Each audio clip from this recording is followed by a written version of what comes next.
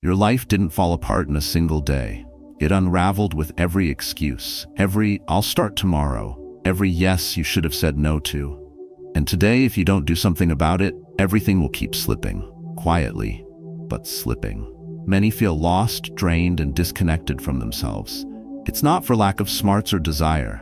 It's a lack of direction, living in reaction to everything except what truly matters. The real danger isn't the chaos. It's how you get used to it. But the Stoics knew, a life without order isn't living. Epictetus taught that freedom doesn't come from doing whatever you want, but from mastering what you do with your mind, time, body, and choices. This video is for those tired of just getting by, ready to build a life with purpose. If part of you knows you deserve more clarity, strength, calm, stick around. We're not here to pump you up with empty motivation. We're giving you structure. 10 timeless lessons to organize your life from the inside out, using Stoic philosophy as a guide and daily action as the path. Comment, "I'm taking control today," if you're done delaying your peace. And don't forget to like the video, subscribe to the channel, and hit the bell. Your new life starts the moment you choose to shape it. 1. No one's coming to save you. Here's a truth that's as painful as it is freeing. No one's going to fix your life for you. Not your partner, parents, boss, or that self-help book you bought, but haven't cracked open. Life doesn't owe you clarity, purpose, or a roadmap. Feeling lost, stuck, or exhausted isn't a punishment. It's a consequence. It's the exact reflection of every decision you put off, every tough talk you dodged, every bad habit you knew was wrong, but kept feeding because change felt harder. The mess around you, your shaky finances, cluttered home, anxious mind, didn't just appear. You built it. Maybe without realizing, but you did. And until you own that you're the cause, you can't be the cure. Most people wait for something to shift out there. A big break, the stars aligning, a different Monday. But later doesn't exist. It's a trap that keeps you stuck. It's easier to wait than act, more comfortable to blame than take charge. But the cost is steep.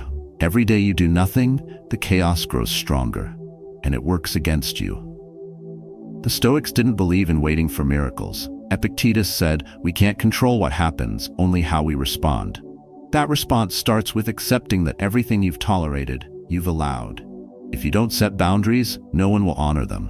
If you don't clear your mind, noise will fill it. If you don't choose, the world will choose for you.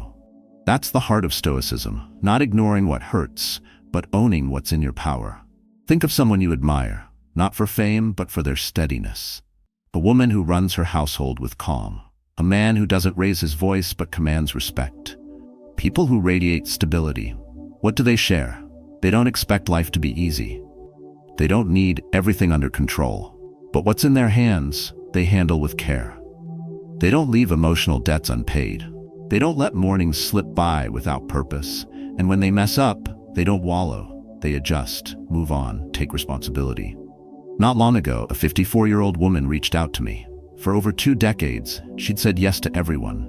Kids, husband, parents, job. Never once said, "This is mine, this is my choice." One morning, she woke up drained, unsure of who she was. That was her breaking point, but also her wake-up call. She started small, 10 minutes a day just for her. Then one tough decision, then a long overdue conversation. She realized something you need to hear. You don't need motivation to start, just to be fed up with staying the same. Stop waiting for a rescue. That's not giving up. It's the opposite. It's claiming your life as yours. No more playing victim to what you don't say or delay. You can build peace without anyone's permission. You can change your path without drama, just consistency. That change doesn't start with grand moves. It's in the quiet moments. How do you talk to yourself when you wake up? Whether you make your bed, whether you reply to a toxic text or let it go, whether you keep scrolling or spend 30 minutes sorting your thoughts. That's where personal organization becomes something deeper. A quiet vow that you're awake, you're here. This time, you mean business. 2. Your schedule is your soul. You don't lose control of your life in one dramatic collapse. You lose it minute by minute in silent agreements. Every time you say yes to what doesn't matter. Every time you give your attention to distractions, not prioritizing. Every time your day starts by reacting to others, not by honoring yourself. That's how time slips away. Not with chaos, but with consent. You might feel like you're constantly busy, always rushing, always tired. But ask yourself this: what did you actually build today? What did you move forward with that truly matters to you? If the answer is nothing, it's not because you're lazy. It's because your schedule belongs to everyone but you. The Stoics understood that how you spend your time is how you spend your life. Marcus Aurelius wrote, "Do not act as if you were going to live 10,000 years. Death hangs over you. While you live, while it is in your power, be good." He wasn't preaching fear. He was demanding urgency with dignity. Because time isn't neutral. It either shapes you with purpose or it erodes you with noise. If your calendar is packed with meetings you hate, errands that drain you, endless scrolling and meaningless yeses, don't be surprised if your soul feels heavy. Because every hour that goes to the wrong thing is an hour stolen from the life you could have had. The life you still can have, if you take back your schedule. Most people don't design their day, they survive it. They wake up and immediately check their phone, letting messages and headlines hijack their mind before they even take a breath. From there, they react. One task pulls them into another. One notification becomes an hour lost. They go to bed exhausted but unsatisfied, not because they did too little, but because they did too much of the wrong things. That's not a time management issue. That's a direction issue. And the only way out is to stop confusing movement with progress. To stop worshiping productivity and start honoring intentionality. Your calendar shouldn't be a cage. It should be a map. A map of the values you say you live by. A reflection of who you are when no one is watching. So change how you plan, not with a to-do list you'll ignore, but with a decision you'll protect. Ask yourself, before each commitment, does this align with who I want to become? Does this move me closer to peace, to clarity, to meaning? If not, say no. Not with guilt, but with authority. Because every no to distraction is a yes to depth. Block time for silence, for thinking, for movement, for building what matters. Protect those moments like sacred ground. Not because you're selfish, but because you're serious. If it's not on your calendar, it's not in your life. And if your calendar is just noise, then so is your direction. The Stoics didn't talk about planners or apps, but they knew this: a disordered day leads to a disordered life, and a disordered life leads to a restless soul. So begin simply. Don't fix everything at once. Fix 1 hour. Reclaim one piece of your day. Use it to do something that reminds you you're in control. Your time is your truth. What you give it to is what you become. If you want a different life, start by designing different days. And if you're still unsure, ask yourself this: if I truly respected myself, how would I spend today? Then go and live that answer. 3. Your rituals shape your energy. Picture this: the alarm blares. Without thinking, someone grabs their phone, unlocks it, and dives into a stream of texts, notifications, headlines, and images they didn't ask for but now can't escape. Before they're even out of bed, their mind's hijacked. The day hasn't started, but their focus is gone. It's the same at night. Screens glowing, endless stimuli, a tired brain stuffed with other people's thoughts. The day ends without presence, without real rest. Then we wonder why we feel scattered, drained, like we're not in control. The answer's simple: we start and end our days in disorder. And what begins in chaos rarely ends in calm. It's not about perfect routines or trendy formulas. It's about recognizing that the first and last moments of your day aren't trivial. They're foundational. They build or break your mental clarity, focus, and discipline. Your rituals aren't empty habits. They're statements. They tell the world who's in charge, you or the noise. Start the day with purpose, end it with reflection, and your entire life starts revolving around a stronger center. Marcus Aurelius got it. Despite being emperor weighed down by wars and decisions, he began his days writing, grounding himself in what mattered. He was born to act with virtue, not chase fleeting desires. His meditations aren't morning battle plans. They're reminders of humility, duty, and staying centered. If an emperor found time to focus, what's our excuse? Many fall into the urgency trap. I don't have time, they say. But it's not about having time. It's about owning the time you have. Even 5 minutes can shift everything if you're present. Breathe quietly. Jot down a sentence that reminds you who you are. Stretch and feel alive. Watch the sunrise like it's your first.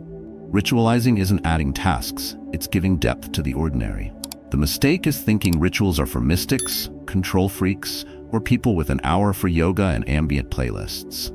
A true Stoic ritual is simple, direct, internal. It's one small action done with full intention. Getting up without rushing, skipping the phone for the first 15 minutes, giving thanks for another day. At night, asking if you lived by your values or just reacted all day. That's enough. You do it for you, not for show. The Stoics remind us that character is forged in the details. Order isn't forced, it's built through consistency. Master the start and end of your day, and the rest can shift, but you're no longer a victim of momentum. You're the author of your path. Try it tomorrow. Pick one small action to open your day. Write it down tonight. Do it tomorrow. Then one to close the day. Protect them like they're sacred, because they are. They're moments where you choose not to surrender to chaos. Moments where you declare, this time, the day starts with me, not against me. 4. Your environment mirrors your mind. He swore he thrived in chaos, said the mess gave him creative freedom. His desk was buried under papers, drawers overflowing, digital files a jumble. That was just how he was. But every time we talked, his eyes betrayed him. Something was off. The clutter was draining him, and he didn't even see it. His name's Michael, 48, a graphic designer from Chicago. Brilliant, creative, hardworking. But his life and mind were tangled in pending tasks, unfinished projects, pointless stuff, things lingering because no one stopped to say, this doesn't belong. Then his body started screaming. Sleepless nights, vague anxiety, constant fatigue. That's when it hit him. His environment wasn't just reflecting his inner chaos, it was trapping him in it. We started small, just his desk. In silence, he asked himself honestly, does this help or hold me back? What he didn't use, went. What meant nothing, vanished. What once served a purpose but no longer did, gone. It wasn't about aesthetics, it was mental clarity. By day's end, he said something I'll never forget. I feel like I just dug up a part of me I'd buried under junk and excuses. People underestimate their surroundings. They think a messy space is just life. That piling up stuff is part of being an adult. But every misplaced item, every ignored corner, every surface you say I'll deal with later, saps your energy, silently, relentlessly, until you feel stuck and don't know why. Your environment knows. It's been shouting it quietly. The Stoics taught that the mind craves structure as much as freedom. Virtue comes from mastery, and mastery starts small. Marcus Aurelius, amid war and politics, tended his inner world like a garden. He knew external disorder poisons the inside over time. A chaotic environment keeps your brain on edge. It can't rest, can't focus. It scatters. That scatter becomes your default. You lose clarity, purpose, and direction. Cleaning isn't just cleaning, it's declaring, I decide what enters my space, I choose what stays. That choice builds discipline. Do it today. Pick one small spot, your bag, car, or nightstand. Clear the clutter. Store with purpose. Free up space not for looks, but for focus. When your environment breathes, your mind does too. In that simple act, you're saying, I matter. I won't live surrounded by stuff that doesn't reflect me. I want clarity. That's the most practical way to start organizing your life. Outside in, with one concrete step that needs no explanation. Just resolve. When you do it, something shifts. Not in the world, in you. You're not waiting for time, you're claiming the space you can control. That's where transformation begins. 5. Plan or perish. You wake up late, you skip breakfast. You check your phone, jump into messages, then emails, then a rushed decision here, a postponed task there. By midday, you're already tired. Not physically, but mentally scattered. You react to problems as they come, push deadlines further, juggle errands, and by the end of the day, you're drained. Still, nothing important moved forward. You did a lot, but advanced nothing. It feels like this has become your normal, but deep down, you know, this isn't how your life is supposed to be lived. Living without a plan isn't neutral, it's dangerous. Because when you don't choose what deserves your time, the world will fill your hours with what doesn't. You'll always be putting out fires, always on the defensive. But defense is not a direction, it's just survival. The modern world glorifies urgency. Fast replies, busy calendars, being always available. But being busy is not a sign of success. It's often a sign of poor structure. The Stoics understood this better than anyone. Epictetus warned, don't get swept away by the moment. Think of the consequences. For him, wisdom meant acting with foresight. Not rushing, but evaluating. Not improvising, but designing your steps. Marcus Aurelius ruled an empire. He faced war, betrayal, and constant political chaos. Yet he carved time to write, to reflect, to align his actions with his values. He understood, without clarity, even power is wasted. And what about you? You're not managing an empire, but you are managing a life, your own. A life that will drift into frustration unless you take the wheel. So stop telling yourself you're just going with the flow. Flow without direction is just drifting. Stop saying, I'll plan when I have time. If you don't plan, you won't have time. Time will consume you. Take 1 hour each Sunday. Sit down with a notebook or calendar. Write 3 things. What matters this week, what you must do to feel in control, and what can be eliminated. Then protect that time like a fortress. When distractions come, and they will, don't respond blindly. Look at your plan and decide. Choose. That's how momentum is built. Not with giant leaps, but with repeated, intentional steps. Many people say they don't have a system. But that's not true. Chaos is a system, a bad one that rewards procrastination and punishes vision. You don't need a complex setup, you just need the courage to ask, what would my week look like if I respected my life? What tasks would I remove? What would I prioritize if I acted like my goals mattered? You don't need a 10-year vision, you need a meaningful day, and a system that connects today to a better tomorrow. The Stoic path is not about waiting for clarity to arrive. It's about creating it through discipline, through structure, through order. Start now. Open your week before it opens for you. Name your time before it gets stolen. Design your days before they disappear. You don't need motivation. You need a map. Because without a plan, your life doesn't move. It loops. And every loop costs you 1 more week of potential you'll never get back. 6. What you consume shapes your mind. Every time you open social media, you're not just browsing, you're letting someone into your head. Most don't notice, not because it's subtle, but because it's normal. Normal to check your phone every 5 minutes. Normal to read opinions you didn't ask for. Normal to drown in stimuli until silence feels wrong. But normal isn't always healthy. What you take in daily without thinking becomes the invisible framework of your thoughts. Epictetus didn't have a smartphone, email, or TV, but he lived by a principle we need today. Guard what enters your mind. It shapes your judgment, character, and inner freedom. He warned against empty distractions, letting others' opinions rule you. He didn't need notifications, just street gossip or fear of looking bad. The game was the same, letting outside noise dictate how you think, feel, and value. Now the noise is louder. It doesn't just call, it creeps, overwhelms. You don't consume information, it consumes you. It's no accident you can't focus, feel anxious for no reason, or sleep with a racing mind. Your brain's overloaded with fragments, and fragments can't build direction. A man I met years ago, a therapist named James from Denver, admitted he couldn't read books anymore. Not for lack of time, his attention was shot. Years of skimming articles, watching short clips, hopping topic. His mind craved instant hits. Worst part? He thought it was normal. We tried a gradual digital detox. Nothing drastic. Swap 30 minutes of scrolling for deep reading. Mute notifications in the morning. Keep the phone out of the bedroom. At first, he was restless. Then, clear. Like his mind could breathe again. The Stoics would say you can't find clarity if you feed your attention chaos. You can't have steady judgment if you're reacting to the latest post.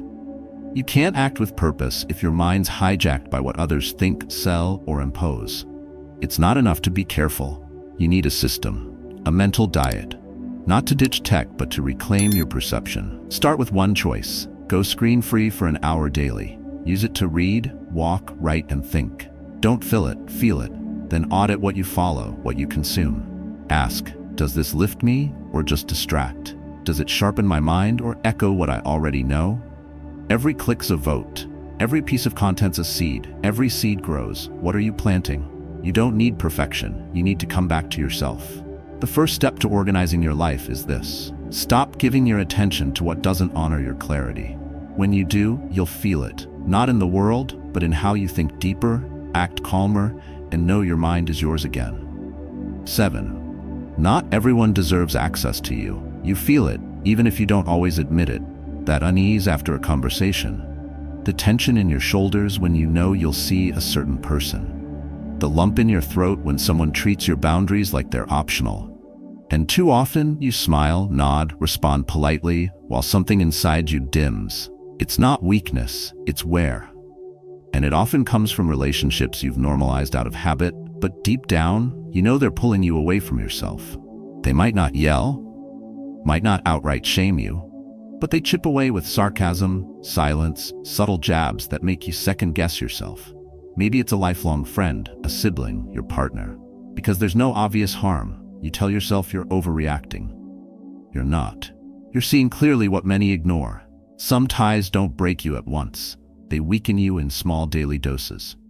The Stoics were ruthless about what they let into their minds. Epictetus said to guard your judgment like a fortress. If someone plants doubts, guilt, expectations, they control you from within. That's not freedom. It's a prison dressed as affection. This isn't about cutting everyone off or living alone. It's about knowing who adds to your life and who just takes up space. Maybe today you spent time with someone who left you feeling smaller, who didn't cheer your wins, who turned good news into a reminder that it's not a big deal. And you let it slide because you hate conflict, because that's just them. But every time you swallow that discomfort without acting, you're telling your mind, my peace isn't worth much. Over time, that becomes an emotional habit, one that erodes your clarity, confidence, and ability to choose firmly. The Stoics urge something radically simple. Choose consciously who gets into your emotional world. If someone disrespects your boundaries, energy, or path, you don't owe them an explanation. You owe yourself distance. It might sting at first, but relief follows. When you surround yourself with people who don't compete but uplift, who don't manipulate but respect, whose presence inspires without forcing, then you're free. Try this tonight. Recall the last time you left someone feeling more like yourself, calmer, at peace. That's your compass. Use it to start sorting your emotional circle. Then think of the opposite, who leaves you dimmed, confused, drained. Don't judge, just choose. You're not obligated to carry ties that feed on your guilt. From now on, give yourself permission to step back without hate, to walk away without drama, to say no without justifying, to say yes only when your peace isn't the cost. Organizing your life means organizing your relationships, your circle, your energy, because no matter how tidy your home or schedule, if you let someone track mud through your soul, you'll keep getting dirty inside. 8. Your body is part of an organization. Care for your body as you care for your mind. They share the same fate. Marcus Aurelius. You've tried organizing your days, schedule, and even thoughts, but something's still off. You're tired for no clear reason. Can't focus. Tasks feel heavier. You think you need more drive, more willpower. What you might need is energy. And that energy doesn't come from more books or lists. It comes from your body. Your body isn't just a vehicle, it's your first environment, the system that fuels every choice, habit, and thought. Neglect it, and everything wobbles. Because it doesn't crash all at once, you ignore it. You tolerate sleeplessness, shrug off back pain, and run on coffee and sugar. Until one day, physical disorder saps the strength to maintain mental order. Maybe you woke up sluggish today. Legs heavy, breathing shallow, a weight in your chest, and you push through like it's fine. It's not. Your body's talking, sometimes shouting, but we've trained it to suffer quietly. We demand without nurturing. Demand focus on a poor diet, calm with no rest, presence with a dehydrated and inflamed. The Stoics saw physical health not as vanity, but as virtue. Seneca said a wise person tends their body not for looks, but because the mind relies on it. A weak body clouds judgment, will, and restraint. Moving, resting, and eating well isn't a luxury, it's a strategy. It's how you live well. You don't need to be an athlete, just respect the basics. Check your daily habits. Sleeping at least 7 hours? Drinking water first thing? Moving with purpose or just dragging through? What do you eat alone? How do you treat your body when no one's watching? That's where real organization starts, or crumbles. Want clarity? Move your body. Want discipline? Prioritize sleep. Want peace? Stop poisoning yourself with sugar and caffeine all day. Do it for focus, not looks, for sharpness, resilience. An uncared for body demands attention through pain. That pain will stop you eventually. The question is when you'll listen, before or after you break. Start differently today. Not extreme, just respectful. Wake up 5 minutes early to stretch. Breathe deep. Drink water before your phone. Walk slowly for 10 minutes. Shut off screens 30 minutes before bed. Not because it's easy, but because no ordered life holds up with a broken body. No lasting purpose survives long in someone neglecting themselves. 9. Chaotic money makes a chaotic life. A disciplined mind shows in an ordered life. How you handle money reveals how you think. Epictetus. You know that tightness in your chest when an unexpected bill hits. That awkward pause at the store wondering if your card will go through. That mix of guilt and frustration when you realize you blew cash on something pointless to soothe the mood. You might say money isn't everything, but when your finances are a mess, everything feels heavier.